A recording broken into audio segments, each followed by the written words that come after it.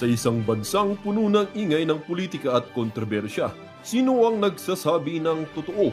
Sino ang nasa panig ng bayan? Welcome to Bayang Pinas, ang news channel na hindi takot maglatag ng katotohanan. Dito, pinag-uusapan natin ang mga isyong may kinalaman sa kinabukasan mo, politika, pamahalaan at ang tunay na kalagayan ng ating bansa. Hindi kami bayad, hindi kami bulag. Sa Bayang Pinas, ang boses ng mamamayan ang tunay na headline. Kaya kung sawang-sawa ka na sa mga baluktot na impormasyon at scripted na kwento, dito ka na. Dito sa Bayang Pinas, tayo ang bantay at boses ng bayan. Kung gusto mong manatiling mulat at informed, don't forget to like, share, and most importantly, subscribe dahil sa panahon ngayon, ang kaalaman ay kapangyarihan. Ito ang Bayang Pinas, balitang totoo, pusong makabayan para sa sambayanang Pilipino. Tara na't alamin ang tunay na balita. Nakakataba. Paano ba gagandang relasyon natin sa China? Hindi ko alam. Sabihin mo kay Ading, ikaw na ba? Sabihin mo kay Paano Ading, ba yun? Hindi ito ko nga naman, maintindihan. Kasi ang US po nakikipagbabutihan na rin ngayon sa China. Ay, totoo. Ayun. Dapat talaga. Sabihin mo kay Ading. Naku, sa pambihirang pagkakataon, mapapanood natin itong si Mangga dito sa Saganang Mamamayan. Akala ho natin si Senator Rodante Marcoleta lang makikita natin ngayong araw ng Biyernes dyan sa Saganang Mamamayan. Yes, ho pala nila itong si Amy Marcos. Pero bago yan, sa like at sa subscribe. Masaya na ho tayo dyan at sa mga gusto sumali sa ating community, yung join button, nandyan lang ho sa baba. Wala pa rin ho tayo maraming pag-uusapan dito sa video na to. Ika nga makikiusyoso lang tayo kung anong pag-uusapan nitong si Sendante at itong si Senator Amy Marcos dito sa episode na to na Saganang Mamamayan. Mega love shoutout dito kay Sir Jen at dito kay Sir Nelson. Palakpakan ho natin. Malupit ho yung dalawa na yan. Okay, game. Pisana ho natin itong mga kababayan. Ayun, nandito na po, Sen. Sa inyo na po ang pagkakataon para ipakilala ang ating tama panahon. ba ako? Hindi. Tamang-tama kayo. Sinasabi ko naman sa inyo, pag ako nagsalita, walang labis, walang kulang. Opo. Siya po ang pinakasikat sa Senado ngayon. Speaking of sikat, ito ho mga kababayan, ito ho talaga ang totoong sikat. Yan talaga to sikat. Tingnan nyo naman ho yung mga kababayan. Oh. Pambihira itong si Risa Hontiveros. Risa, ito bang bibig na to ang hinahalikan mo? Hindi, nagtatanong lang naman tayo. Dati, kasi maraming naglalabas ang mga halikas-gas na ito daw si Boy Lamas, itong si Ronald Lamas, naging close daw ho sila nitong si Risa Hontiveros. Ito ba ang binebeso-beso mong pisngi sa mga nakalipas na panahon? Hoy, Lamas! Hindi no. Aw naman, oo. May pera ka naman siguro para pambili ng supilyo. Pag supilyo ka din, pag may time. Anong lang Pedro karapat? Lakas mo akong makabira Yung bunganga mo pala, di mo malinilis. Kaya pala kung ano-ano lumalabas sa bunganga na yan. Supilyuhin mo nga yan. Ano pa talaga tong si Boy Lamas. Ayan o mga lagay ko lang dito to para, tsaka itong si ito. Yan. Ito, sila ngayon dalawang mag-love team sa mundo ng social media. Parehas na coops. Dito na si Marcoleta. Game. Aking kumare, aking classmate. Kasi classmate ko rin naman sa House of Representatives Nagkasabay po ba kayo sa Nagtagal Kamara? kami, seatmate ko dahil alam mo naman, Marcoleta Marcos. Oo nga po pala. Yun naman pala. Buti Sen, hindi kayo nahawa ng ng mga yan, mga kamandag ng mga Marcos na yan. Huwag kayo magpahawa. Oo, gano'n Kaya medyo close kami dalawa. Hanggang sa ako'y makarating sa Senado, ganun pa rin. Marcoleta. Marcos. Wala, inseparable talaga Opo. Yan ang sinasabi ko sa iyo. Mga kababayan, Senador Amy Marcos. Palakpakan, naknantokan, nandito si Mangga. Pambira, kala ko pa naman sino magiging guest ngayong araw na to. Si Amy Marcos manggagamit pala. Naknantokan, na pwedeng mag-guest. Hindi. Pero ibigay na natin kay Senator Amy nung huling rally ng INC. Talagang siya ang pumukaw sa imahinasyon ng marami sa aking mga kababayan ng mga panahon na yun. Naknantokan. Nilinabaso niya yung dirty little secret nitong actually, di na secret Ano na yun public knowledge na nabungag talaga kapatid niya, di ba? Pakilala ka, ma'am. Maraming salamat at magandang hapon. Talagang walang iwanan kay Senator Marcoleta. Parati kami magkasunod. Ano ba yan? Kami yung kadenang totoo. Ayun. Swak kami sa kadena.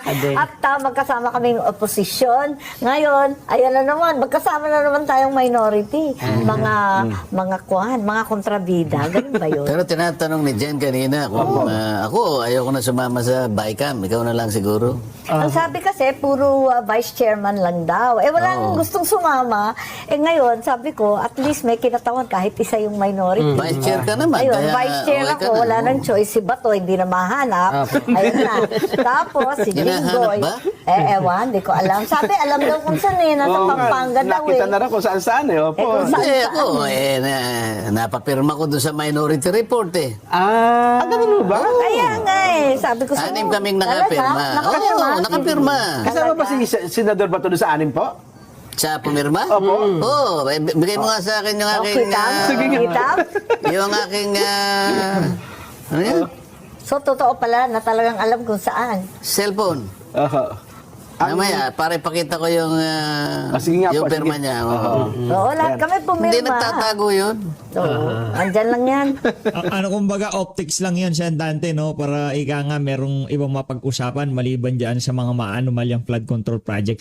Senator Bato de la Rosa nagtatago na. Talagang Hindi ko maintindihan, bakit yung ICC warrant, kung talagang may ICC warrant, ba't hindi ilabas? Yun nga. Sabi na, andyan. Sabi naman ng isang kapatid, wala daw. Ano ba talaga? Nasa telepono daw. At sa telepono, gano'n na Hindi, naman. pero- Pareho ng Presidente Duterte. Parang issue pinakita dyan, lang ganyan. Kinakailangan na si Sen Aimee tatayo. Alam ko tatayo siya yan. yan. Isang araw, siguro mga Lunes o Martes. Ayan. Pagka ba naglabas ng warrant of arrest ang ICC, mandatory ba na isusurrender mo na ang isang opo. mamamayang Pilipino? Wag na yung senador, kahit na hindi senador. Kahit na tindera lang sa palengke. Yung DOJ ho ngayon yung DILG inaalam na daw ho yung whereabouts nitong si Senator Bato de la Rosa. Ibang klase ho talaga tong bangag administration na to. Ibig mo sabihin na Hindi kasi ako naman, Sen, hindi naman sa pag-ano maputol kita. Napakalaking balita ho kasi di lang ho sa Pilipinas yan. Maging sa international community talagang pag-uusapan yan pag nagkataon. Pagka itong si Senator Bato de la Rosa ay mapadala na sa The Hague, Netherlands. Kumbaga kahit papaano yung pampahaba ng lifeline nila o pampakalma sa sitwasyon dito sa mga korupsyon na kinasasangkutan nila, talagang malaking balita yan kay Senator Bato de la Rosa na yan. yung ICC mas mataas pa sa legal system ng ating bansa. Yun ang dapat nating mapag-usapan din sa Hindi Senado. po pwede yun. Yung nangyari kay Presidente Duterte, hindi dapat maulit. Kasi labag talaga sa ating saligang batas. Wala nang Si Raulo kapatid mo eh. Si Naimi, si Raulo kapatid mo. Hindi nga pwede kaso yung kapatid mo si Raulo. Anak ng towa, mantakin nyo ba naman magpa-insert ng 500 million sa sa budget. Di ba?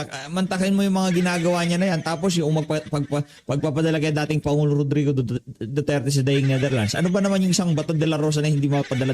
Si Raulo yung kapamilya mo nasa Malacanang, Senator Raymond. Puntahan mo siya, batukan mo. mataas pa doon. Kahit international ek-ek pa yan. Mas mataas talaga yung ating konstitusyon at ang ating mga batas. Siyempre. Yung due process, syempre. At Pilipino yan eh. Kung Pilipino, syempre, kailangan dadalhin muna sa korteng Pilipino. Kung makakuha sila ng warrant of arrest, ayun. Pero kung wala pa, walang visa yun. Nasa korte natin, nakilalanin o di kilalanin yung mga warrant na linalabas na galing sa labas.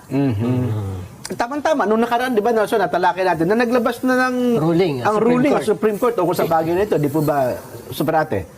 Yes, ang sabi naman na wala pang issue, wala pang injured party, wala pang maski ano.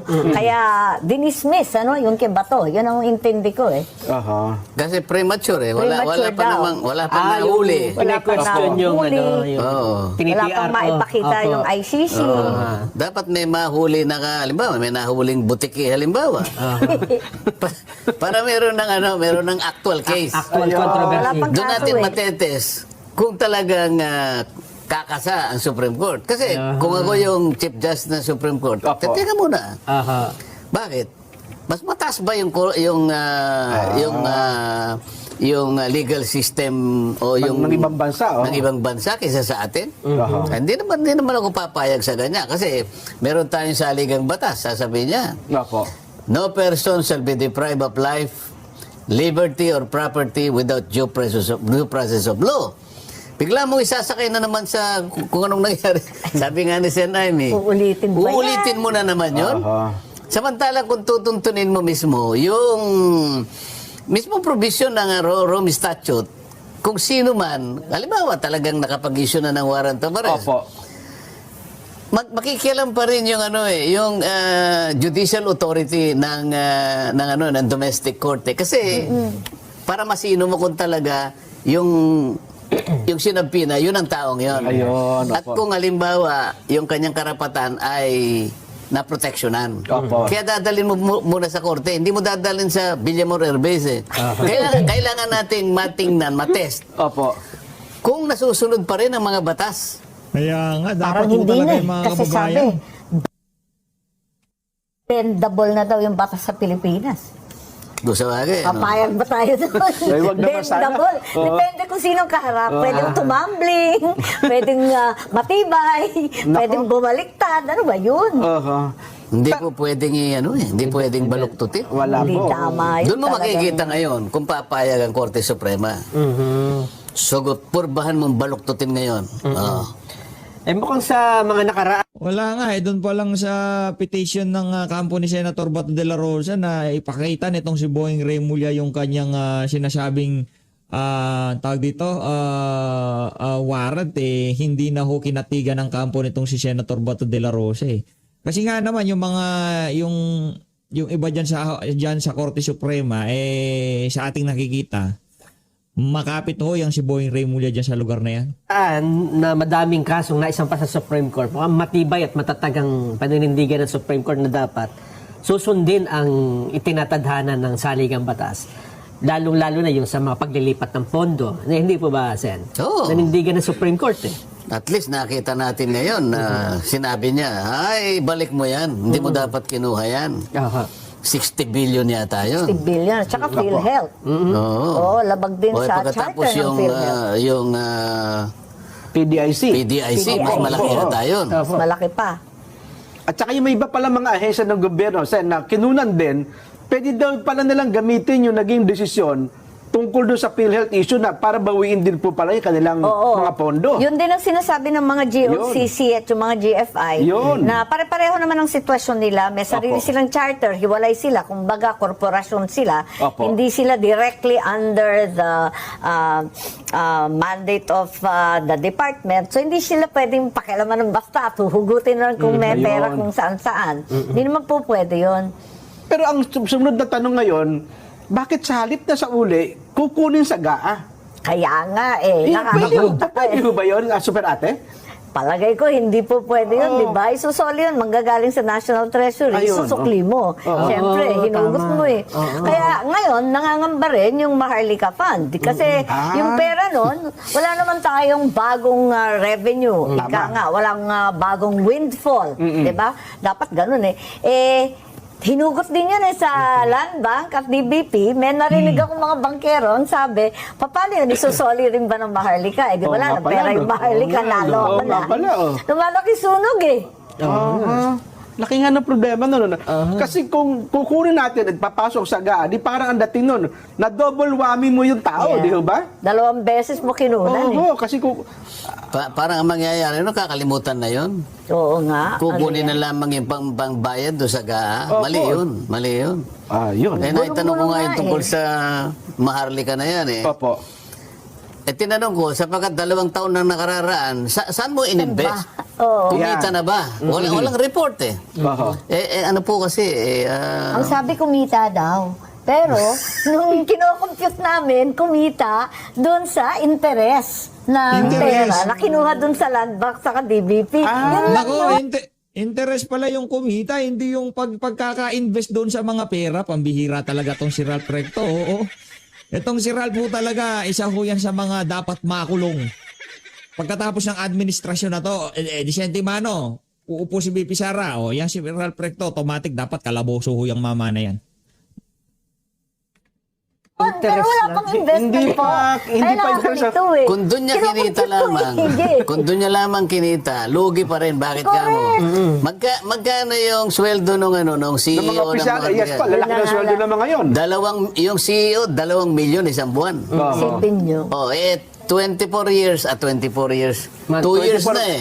24 months na po. 24 million na yung sweldo pa lang niya. Sweldo pa lang yan. Paano pa yung ibang mga empleyado At doon? kung balikan natin yung mandato ng Land Bank, hindi ba para sa farmers yun, sa agrikultura, sa pag-develop ng Development lupa? fund yun eh. Yun ang tinatanong yung ko isa eh. naman, development fund, saan ba nag-develop? Nag-develop ng malaking sweldo, aray ko po. Yun. Nako. Ay, nako. Nabanggit niyo, Super Ate, yung lumalaking sunog. Hindi ba itong 4 na priority bills ay pamatay sunog? O wala namang, parang sincero naman doon? Ko alam, hindi ko maintindihan yung mga congressman nung nag-meeting tayo sa Commission on Appointments, abalang-abala. Apo. Tanong ng tanong sa akin, seryoso ba yan? Seryoso ba yan? Abala yung mga congressman doon sa anti-dynasty. Anti-dynasty. Sabi ko, ang totoo, nakapag-hearing ako, noon chairman ako, matagal akong chairman ng electoral reform.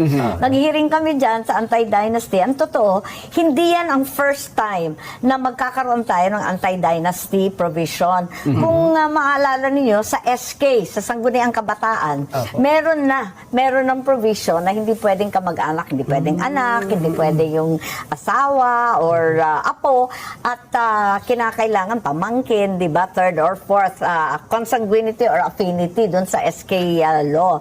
Pero sa kagalingan ng Pilipino, nalulusutan pa rin. Kaya nauuwi sa definition mag-re-resign yung tatay na kapitan, halimbawa, pagkatapos yung asawa ang tatakbong kapitan at yung anak ang tatakbong SK. O dinalusutan One na at a naman. time lang. Ayun, so pareho silang hindi incumbent. Lusot na naman yun. Maraming ganyan sa maliliit na barangay, sa amin, sa mga liblib, sa tuktok ng bundok. Wala namang kamag-anak, walang hindi kamag-anak sa mga barangay na mga 500, 600 lang katao, lahat sila magpipinsan. So hindi naman mabuo yung barangay, yung sinasabing konseho ng SK. Hindi mabuo kasi lahat naman sila magkakamag-anak. Tama. So marami talagang problema yung Dynasty Bill, kahit gustong-gusto natin maisatupad, ang realidad, ilan ba yung dynasty? 67% daw ng Kongreso, tama ba? 72 yata? Mas malala. Pagkatapos, Sa Senado yata, mas mataas. Marami, Sa Senado, 4 ang magkakapatid. Apo. So, yun. 4 po, di ba? 4 na 4. pare. Opo. Bilyar at... Albilyar, Cayetano, Cayetano. Tulfo, at saka Estrada. Oh, there we go. Ayun. Oho. Hindi ako naniniwalang may papasa Makakalusot yan. kaya sa Kongreso. Imposible. Hindi ako naniniwala. Imposible ho yan. Tayo yan sabi ko sa inyo nung una pa lang. Kalokohan ho yan mga kababayan. Ang mga ano dyan, nagpasalamat kay Marcos Jr. Naniwala na mangyayari yan. Anak ng tokwa, kung di kayo nabudol noong 2022 dito sa isa na to, talagang matindi ang pagkakabudol sa inyo nitong si Marcos Jr. Kasi isa ako sa mga naunang mga members ng House of Representatives na nag-file ng anti-dynasty bill. Anti-dynasty. Kung hindi ako nagkakamali, 14 Congress Naipile na o 15 Congress. Alam mo, ang sa Anyari. frustrations, hindi na agenda sa Hindi committee. yata na kalendaryo, di ba? Isipin mo yung kailangan lang inagenda, makalendaryo man lang, mapag-usapan man lang. Wala. Alam po ninyo, nung kinalendaryo ko, ang daming nagalit sa akin. Oo, Ako yan. lang yata nag-hearing. Ganun Dalawang ba? beses ako nag-hearing. Yung ikalawang hearing, wala nang sumipot. Tapos hindi na nakikiusap sa akin. Galit. Paano ba ito? Ako tinanong ko lang yung COMSEC. Sabi ko, COMSEC medyo nagtagal Yung nga. yung anti-dynasty ko matagal na ito 8 months na ako. Binibilang ko Kausapin niyo po si chairman. Bakit naman ako? Di ba ikaw dapat ang nag-ano niyan? Hindi ba kinakailangan bang Di ba basta kausapin niyo si chairman? Pagkausap ko kay chairman, kausapin mo si speaker. Sabi ko, ibang klase. Pag i-agenda nyo lang, pati si speaker pa rin, guguluhin pa natin. Nakita ko ngayon, Sabi ko talagang walang mangyayari. Wala sigurong, siguro, nung panahon na yun, siguro ako lang siguro ang nakakaisip na dapat isa katuparan natin yung sinasabi na saligang batas. Opo. Kasi nandun Andun. sa saligang batas. Kaya naisip ko, para magkaroon ng bisayan at hindi na magtalo-talo. Kasi totoo yung sinasabi ni Siya Naimi wala siguro ngayon sa panahon natin ang magle-legislate ng isang batas na labag sa kanilang interes o lalaban sa kanilang interes. Para natin magawa yung anti-dynasty law na yan, kung sakasakali magkakaroon tayo ng pagkakataon na ma-amyenda ang Constitution. Yung bahagi ng provision na yun tungkol sa yung dynasty, aalisin mo lamang yung phrase na as may be defined by law. Ibig sabihin, halimbawa nakalagay to prohibit political dynasty. Opo. Ang nakalagay kasi ngayon, as may be defined by law. Ayun. Pag Habang tinanggal walang mo yung batas, as may be defined by law, period na yun. Ang magiging epekto ng provision na yun, self-executory siya. Hindi ka na mangangailangan ng isang enabling law para sa ganon ay matupad mo yung constitutional order na yon. Tatanggalin mo lang. As may, kasi pag sinabi mo As may be provided as by- may be defined by law, gagawa ka talaga ng batas. Kaya mangangailangan ka talagang mag-file ng anti-dynasty bill. Ayun. Aba, ilan ang kalaban mo riyan? 70% dito ang kalaban mo, 62% doon sa baba. Patay Walang ka, mangyayari bata ka dyan. pa talaga pero, naman. Sen Aimee, Talagang problematic eh. Dalawang hearing nga lang eh. Galit na sa akin eh. Hindi na ako kinikibo. ngayon po, mismong speaker Opo, at saka ang Pangulo, mismo daw nagsusulong nito. at Seryoso daw yung po eh. majority floor leader Opo. Kakayanin ba? What do you think? Sinong nagsusulong? Speaker Faustino D. Speaker po, Majority At saka si Sandro. Sandro. Naniniwala ka naman? Seryoso? Serious ba? Ang problema kasi... Ako po nagsusulong. Opo. Pagtalikod. Kunwari lang yun, Ang mahirap kasi... Tama naman ho yun mga kababayan. Baka pakitang tao lang yung ano na yun, yung Boji D at itong si... No, ano lang ho yan mga kababayan. Pag naniwala kayo dyan, parang ano ho yan, mambubudulo kasi ang mga yan. Kasi ngayon eh, dahil kasalanan rin ng media eh. Kasalanan ninyo eh. Opo. Showmanship na lang eh. Hindi, kami po naniniwala. Performative legislation. Nalo ako na. At least napila. O bahala na. Kayo na. Sabi nga ni Mang Dante. At ganun din yung magde-define ng party list po. Di ba? Ayun, yun. Dalawa Sa talaga. party list Yung reform party act. list. Nag-hearing din ako dyan. Sa awa ng Diyos, ako lang nagtsatsaga. Sa dalawang hearing, yung unang hearing, may dumating pa, nagpadala yung mga party list ng ilang abogado nila. Meron silang mga kinatawan. Yung ikalawa, naku, talagang nagwelga na. Hindi na sumipat, maski isa. Pambira talaga. Kaya, ewan ko ba, paano ba? Pero bilang Paano isa pa po sa boboyan? San Dante, doon sa part ng party list, ano bang mga dapat itama doon sa batas natin may kinalaman sa party list? Ang isa sa dapat itama dyan, Opo. kapag wala siyang malinaw na sektor na re-representahan, Ayun, huwag mong papayagan. Ang problema po kasi dahil sa kaso ng Korte Suprema, kahit non-member ka doon sa Marginal Sector Association na yun, lusot, pasok ka. Kaya, ewan ko, yun ang nangyayari. Kanya-kanyang party list. Pero hanapan mo pa rin ng hanapan mo pa rin ng sektor. O may sector sila, Katulad halimbawa, pero hindi sila member. hindi ko na babanggitin yung pangalan. Opo. Sige, banggitin na ninyo. Pero nasa Alam isang naman natin block. lahat. Opo. Sabi ko, anong sektor ka naman? Kasi kung hindi mo maituturo, kasi ako urban poor. Opo. O itong isa ako, senior citizen. Yan, opo. Ito si mangingisda. Ayan. Ikaw ano ka? Lahat daw ano niya. Lahat. Edi laki ng advantage mo pagkabutuhan ako. ang boboto lang sa akin halimbawa Urban yung poor. kumikilala sa urban poor na Yes po. tagapagtanggol. Ito naman ang boboto lang sa kanya senior citizen. Ito mangingisda, ito farmer. Opo. Ikaw anong mo? Lahat kanya. Pagka naman tinignan mo yung pangalan ng niya, talagang hindi mo malaman kung ibig sabihin ng pangalan ng Oo. O halimbawa sinabi mo akba. O hindi ko na Ayan babanggitin na, talaga naman. Ano nga Itago natin sa pangalan na. akba? O, Kayo talaga. ano ba talaga ang sektor mo? Hindi, kanya lahat eh. Ano ko eh. Sakop lang. Sakop. Kung pwede ba yung lahat sakop mo? Walang sinasabing ganon. Ang mismong saligang batas nagsabi, labor, kanya, Yeah. urban poor, sinasabi. Marginal sectors dapat Opo. eh. Marginalized nga eh. Dalawang operative boards ang kailangan, sabi niya. Underrepresented, Yan. marginalized. Marginalized. Oh. Eh kayo, marginalized ka ba?